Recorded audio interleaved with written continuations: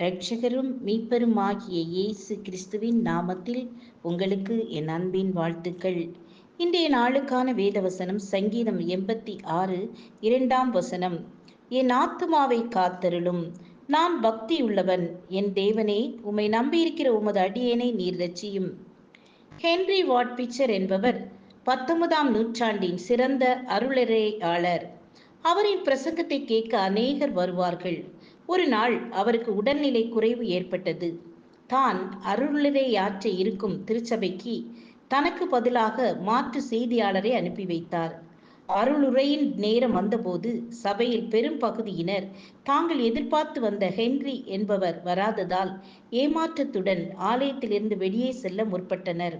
உடனே செய்தியாளர் தன் குரலை உயர்த்தி, இன்று டாக்டர் ஹென்றி வாட்டை தொழுது கொள்ள வந்தவர்கள் மட்டும் வெளியே செல்லலாம், கர்த்தரை வழிபட வந்தவர்கள் தங்கள் இருக்கைகளில் அமர்ந்து கொள்ளலாம் என்றார். எழுந்தவர்கள் வெட்கி தலை குனிந்தனர். ஆம், இன்று நம்முடைய தேவ பக்தி இப்படிதான் இருக்கிறது. ஆலயத்திற்கு கர்த்தரை தொழுது கொள்ள செல்கிறோமா என்பதை சிந்திப்போம். இந்த சங்கீதம் சியோனின் மேன்மை குறித்து விளக்குகிறது. சரீரம் ஒரு நாள் அழிந்துவிடும், ஆவியானது தன்னை தந்தவரிடத்தில் போய் சேரும். நம் ஆத்துமா நியாய தீர்ப்புக்காய் காத்திருக்கும். மத்தேயு 10:28 சரீரத்தை மாத்திரம் கொல்லுகிறவர்களுக்கு நீங்கள் பயப்பட வேண்டாம், ஆத்துமாவையும் சரீரத்தையும் நரகத்திலே அழிக்க வல்லவருக்கு பயப்படுங்கள் என்று கூறுகிறது.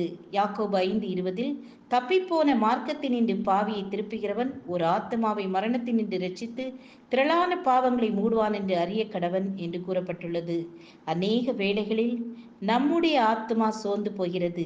எலியா தீர்க்கதரிசி ஏசபேலுக்கு பயந்து, கர்த்தாவே, என் ஆத்துமாவை எடுத்துக்கொள்ளும் என்று சோர்ந்து சூறை செடியின் கீழ் உட்கார்ந்து இருந்தான். பலமுள்ள எலியாவுக்கே சோர்வு என்றால் நாம் எம்மாத்திரம்? ஆண்டவரிடம் கேட்போம். ஆண்டவரே, என் ஆத்துமாவில் பலம் தந்து என்னை தைரியப்படுத்தும், என் ஆத்துமாவை மகிழ்ச்சியாக்கும். தம்மை நோக்கி கூப்பிடுகிற யாவருக்கும் அவர் சமீபமாய் இருக்கிறார். ஜெபம் செய்வோம். விண்ணப்பத்தை கேட்பவரே, எங்கள் விண்ணப்பத்தின் சத்தம் உம் செவிகளில் விழுவதாக. எங்கள் ஒவ்வொருவரையும் பேர் பேராக ஆசீர்வதிங்க, வழி நடத்துங்க. இயேசுவின் நாமத்தில் பிதாவே, ஆமேன், ஆமேன். God bless you.